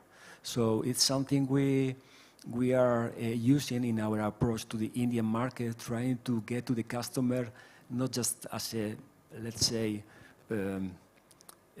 just only price supplier, but also in terms of being able to help to the Indian customer to improve the solution they can offer to the end users in terms of, let's say, total cost of ownership. Yeah. No, very, very important and useful. Thank you very much. Avdesh, you mentioned 30% of all cars by 2030 to be electrified. If I might add, 70% of commercial vehicles, 40% of buses, 80% of two-wheelers. So we are talking of almost 2 million charging stations, if I have my numbers right. And that's a mammoth task and a great opportunity as well. The question is, one, how are you gearing up as a company, but how are the state governments supporting this, this huge challenge that you face? Yeah. So before I address this question, so it has to be addressed in the segment-wise, because the charging point or charging requirement for two-wheeler is not exactly the same for the bus or for the car. And efforts and the regulatory framework required is entirely different. But let me touch upon one important element which has recently been hogging a limelight in India. That's a discovery of a potential lithium reserve. And I think in the e-mobility discussions, this is important to be addressed and put the right perspective, because there are a lot of, misinformations or right informations. See, at the G3 exploration level, it says that 5.9 million ton of lithium reserve. And people claim that no, 5.9 may not be the true. Actual resource could be only 10% or 20% or 30%. Though globally, it is proven that at the G3 level, and if you go to the final resource level, generally 27% gets converted into the resource, which you can economically use it, right? But even if I take, let's say, 10% only, to be very, very conservative, so it means we are talking of close to around 0.6 million ton of lithium resource, which can be economically used in the electric mobility. What exactly does it mean? See, 1 ton of lithium will be able to electrify 100 cars of 40 kilowatt hour of battery, right? Because 1 kilowatt hour of battery requires around 250 gram maximum of a lithium, right? So you will have 100, in 1 ton, you'll have 100 number of cars. So it means you're talking of around if you have a 0.6 million ton, then you're talking about around 60 million cars. Now, to understand in the right context, today, even despite having the long history of the ICE, the gross stock in India of the total car, gross stock, as on date, is close to around 40 million only. That's a gross stock. So even if you have an economical reserves or resources of 10% of the potential resource, it is good enough to electrify your entire fleet of electric year on year, because this can be coupled with, supported by the recycling, which is already a mature technology on the lithium side. So this is just to give a perspective to the audience that they can take back as a informations which will be very, very useful in the deliberations. To answer you this question, I think I will address from the car and the bus segment, because two-wheelers, I believe, doesn't require a public charging infrastructure. This can be done, smaller size of battery can be done at the home, 15 ampere socket, you can do it. On the car, because any large format vehicles have a large size of battery, and you would require a quicker time to charge it. So you'll be requiring a charging stations, particularly the fast charging stations. Again, taking back my data from the opening remarks, that 10 million, so 30% is 3 million. Now, out of that 3 million, 70% of the car would be owned by the people who will not have a dedicated parking. So they will be requiring the public charging stations, right? Because initially, those who are buying the electric, they are having the facilities of the dedicated parking. But once it becomes mainstream, then it will be, they will not be having the dedicated parking. We can see on the Delhi also. So now this 3 million, so in 70%, it's close to around 2 million cars would require a public charging. And generally with a 40 kilowatt of battery, they will be having a range of around 300 kilometers. So one charge, they can run 300 kilometers. So in average, you will be requiring charging only twice in a week. So every day, only 1/3 of the car would be coming for the charging and the public charging. So you are talking about 600,000 cars coming every day requiring a public charging. Now, if we assume a 10:1 ratio, 10 car is to 1 charging points, then you are talking about 60,000 charging points. And this 10, I am talking, considering Netherlands. Netherlands is considered to be the densest charging network. They have 10.9 or 11, cars per charging points. China had 6. So denser country require a denser kind of a network. So 10 is the optimum. Then you require 60,000 charging points, public charging points for the car. Today in India, we have close to around 5,000 charging points. So from here to next 8 years, I don't think it's not possible to build from 5,000 to 6,000 capabilities. Where the bottleneck lies is the electricity infrastructure. It's not the cost. As per the electricity framework, we require to pay a cost for the high tension connections. But the problem is the time taken by the distribution company in giving the connections. That's the challenge. There it is taking, 6 months, 4 months, 3 months time. That is hindering the expeditious deployment of the charging network. So I think that's the only issue where the government, if they start pooling all the resources, if that is addressed, expanding the network is not a problem. Very important. One is that the lithium reserves seem to be adequate. You've put to rest. And the other is, I don't know whether there's anybody from the government here, but you obviously need a lot of support. And in many ways, the government, at least at the central level, is fairly robust. It's at the states where I think some more work needs to be done. Any questions from the audience? I'd love to have any questions from the audience if there are. Yes, the gentleman there. Is there a mic? Yeah, there's a mic behind you. So thank you for the wonderful session. Amazing knowledge being shared. As a general consumer, I have a lot of queries which comes into my mind after listening to you all. And my question is to the entire panel, whoever wants to answer. As a consumer, when I go to buy a car, for example, the waiting period is endless and there's no light at the end of the tunnel where I can get a car which is on EV. And secondly, the cost is too high. If I compare as a normal consumer, the comparison between a petrol diesel car versus a EV car is too high for me to buy that, second. So my question is, what do you think that why the government is not looking into this seriously if there's a real concern of making things better as an environment around the world, not the Indian government, but around the world, I don't find many governments giving any subsidies or helping the manufacturers to work it out. That's what my knowledge is. So this is a general question I wanted to ask the entire panel. Okay, we have nobody from the car manufacturing industry, but the closest is Avdesh to the fact that he charges them. Avdesh, do you want to answer this question?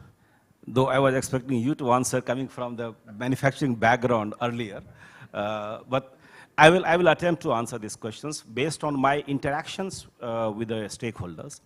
See, as far as obviously any technology has a certain break-even point before it becomes the mass market. Generally, that 10%, 13% is considered as the break-even point, then it becomes the mass market. But to answer the question as far as India is concerned, now recently, Tata has launched a product called Tiago, right? And that's the price is close to around 10,000 to 12,000 US dollar, right?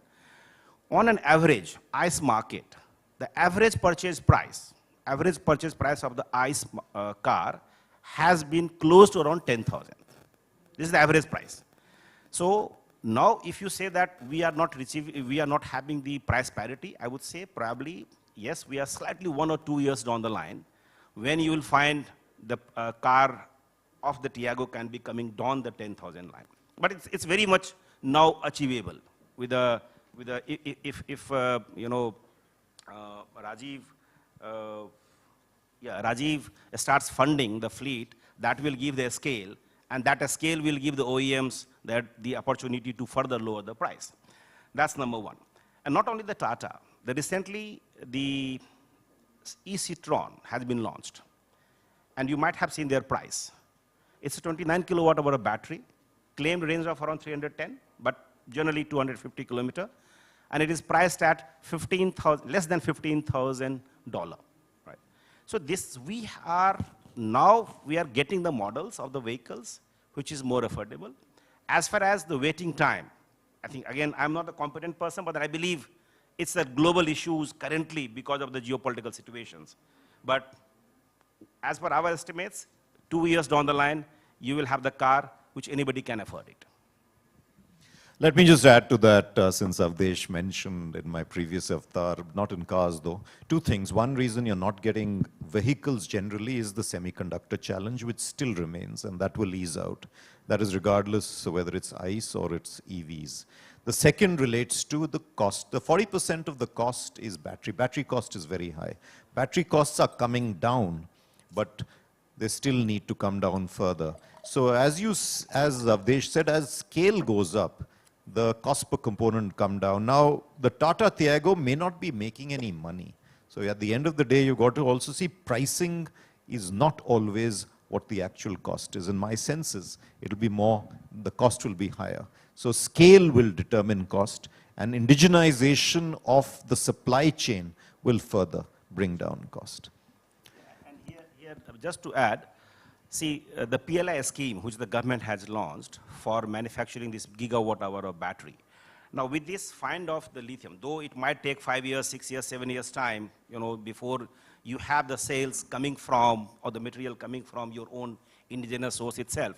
But these will help drive down the price at the local market for the battery, because currently most of the sales are imported. And that is increasing our overall landed price of the battery. So battery is the major component. So this is something which I believe that it should come down in next couple of years, because you will have the gigawatt scale battery also. I think almost everybody wants to participate in your question. So we will actually go Javier and then over to Mars, and Rajiv put it all together for us. Yeah. Okay, just to defend my industry, so as you know, we work in the public transport, so, and I think sometimes we talk a lot about the automotive and the cars, and we foresee a world with, more than 55% of people live right now in urban areas, and it's expected that in 30 years' time, for 2050, that population will grow to 70%, right? So, and in terms of emissions, 70% of the emissions are in cities, in urban areas. So, and in that sense, I think public transport will be key in order to solve this equation. And what we see in the countries where we are is that the authorities, and because I think there is a social demand for sustainability and for the environmental care, I think public authorities are really pushing the way to decarb. But I think it's true also in the public transport industry, the environmental strategy has a cost. So it's a fact. When we talk about battery buses or hydrogen buses, they are more expensive than the diesel one. So in that sense, but what we see is that there is a really decision taken by the authorities to go to that world. Thank you, Javier. Mars, over to you. I'd like to join on the same point, because it's relatively easy for and low cost for government to add another road lane, but in essence they're putting the cost to the end user, right, to buy a more expensive EV car to decarbonize. And I think it would actually be a better investment if you would then invest that into public transport, which down the line is actually lower cost for the entire society, uses less space, has lower emissions, or if it's electrified, has lower energy use, and so on. So I think this is a discussion that, it's because the status quo is so focused on roads, you get into the discussion on how to do that, how to sort of keep that status quo. But I think if we put more emphasis on the public transport side, that would be beneficial. I want to add another perspective, and sorry for my Dutchness, but besides the density of the charging stations, we of course also have the densest cycling network. And we've got cities in the Netherlands where more than 50% of the trips are done by cycles, where the investment into that and the cycles, it's the most efficient transport system in the entire animal kingdom. There's nothing that can move as efficient as a human on a cycle. So I think that's also something to always take into account. Even when I'm here in India, I'm seeing that, you know, most of the trips I'm now doing, for example, with rickshaw or taxi, I would do faster on a cycle. And so always keep that into account as well, because it could be a massive reduction in the energy consumption with actually a very limited investment cost. Very good perspective. Your Dutchness is excused. Absolutely, Maz. That's good. No, cycling is wonderful. Rajiv, can you put it together for us? Yes, so let me just give my perspective on this whole discussion. I completely, I'm pleased to learn that, you know, you're achieving price parity in terms of some vehicles coming on the road. And good to hear your perspective on the taxpayers' money going into subsidies. I think we had all these considerations when we designed our platform. End of the day, subsidies do not work beyond a point, and the market forces have to take over. And that was at the heart of the design of the platform that we are setting about right now. I think from the consumer's perspective, one has to look at the cost of ownership of a vehicle. So you may be paying a higher amount upfront, but then your operating costs would be significantly lower over the life of the vehicle, as opposed to a lower upfront capital cost on acquisition of a conventional vehicle, but higher maintenance costs and operating costs going forward. And that's one perspective of the whole argument. I think that's something that consumers should also consider.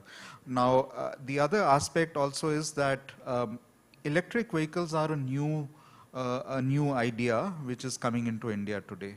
When we designed our platform, we had extensive discussions with auto financiers in the country, and none of them were willing to take this risk on board. New technology comes with inherent risks. No one knows what the life of the vehicle is going to be. And obviously the economics on the face of it doesn't look great. I mean, you've got, as you pointed out, Vipin, the battery costs are significant, and the battery life is much lower than the life of a conventional vehicle. So the attempt systematically has to be to have financing solutions that bring the cost of operating electric vehicle somewhat at par with conventional vehicles, and that's when the market will really take off. But I see Avdesh's example as somewhat of a green shoot in the electric mobility industry in India, where we are getting towards, let's say, capital cost parity. Thank you, Rajiv. Any last question from the audience? Oh, yes, ma'am. Yes. Can we have the mic here, please? Would you introduce yourself, ma'am? I'm Professor Shweta Anand. I'm basically from finance, but a lot of interest now in environment. Okay. One thing that I see from a very macro perspective is we were all living in villages, towns, cities which were self-sufficient, and then mobility comes in, and then the environment goes for a toss. Okay. So we are working on, let's say, hyperloops or EVs, keeping in mind that the carbon footprint will get better. But that will only happen if we keep the demand constant, but that doesn't happen. So the minute there is hyperloop, maybe it becomes a new experience and everybody wants to experience it, so the demand shoots up. When there is EV, the cost per kilometer is very economical, and then you never thought of going to Ladakh and you will think now. So with that will come new roads, more demand. That hits the environment very badly. So my concern is that R&D is not really helping us. It is making things worse. So I want your take on it. Yeah, very fundamental. So what I'm going to do is ask each of the participants to limit their response on this to maybe just 2 sentences, and then we'll close out after that. It's a very valid question, ma'am. But let's start with the funder. Your closing remarks, but taking into account the question raised.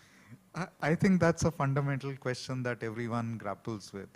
I mean, the way you see the world today, you have, let's say, people who are aspiring to, have the same amenities or I won't say luxuries of life, but at least the amenities of life. And many of of the amenities that people today are benefiting from were at some point of time luxuries. So I think you have that human element as well that one cannot really, kind of curtail.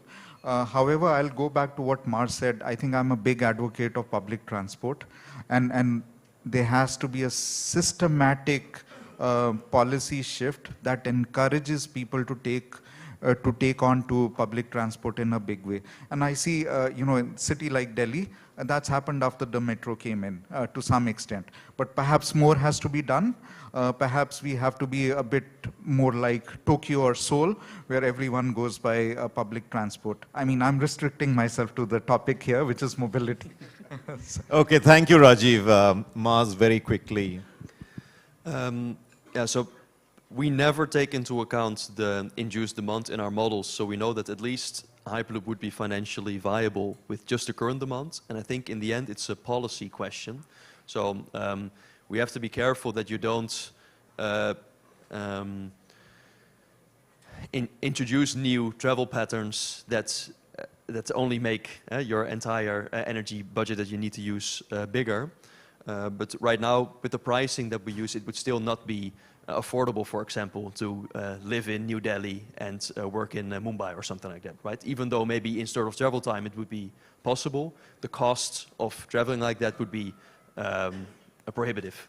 So I think that's what you would need to do, basically with pricing and policy, ensure that you build lines so that you can mostly take existing transport out of it, so have a modal shift from road, for example, to Hyperloop, and from aviation to Hyperloop. And with pricing, ensure that you don't make it too attractive that you introduce a lot of extra demand. Javier? I think the question is very valid. My answer is what we are doing as a company. I mean, we have our commitment with carbon emission reduction. We will be net zero in 2045, but it will be milestones in between and in the meantime. And we have reduced our emissions in 30% for 2022 compared with 2019. We intend to reduce to 50% in 5 years' time, and we will be net zero in 2045. That's our commitment, and that's what we are working for. Thank you, Javier. Avdesh, last remarks. Yeah. So I see it a different way. So I see that there has to be a trade-off, obviously, between environment and what we are doing. But the larger question is that is the new technology is doing more damage to the environment than the existing technology? That's the way I would approach it. See, if the ICE continues, and I'm limiting myself to the mobility, particularly on the car side. If the ICE continues, the trend has been, during the last 1 decade, the trend has been towards the diesel guzzler SUVs, which is doing more harm than even the earlier version of the petrol. Now, if shifting to the EV, supported by the greener grid, is it a better option, or continuing with the existing or a status quo? That's how I would look at it, this entire discussions. Thank you. Thank you very much. Ladies and gentlemen, thank you very much. Thank you for your questions as well. And well, thank you for the applause. That's nice to hear. But I want to thank my co-panelists as well, Avdesh, Javier, Mars, and Rajiv. Thank you very much for your participation. Thank you to CII, Government of India, and to people from Europe who've come. Thank you very much. And now it's lunchtime.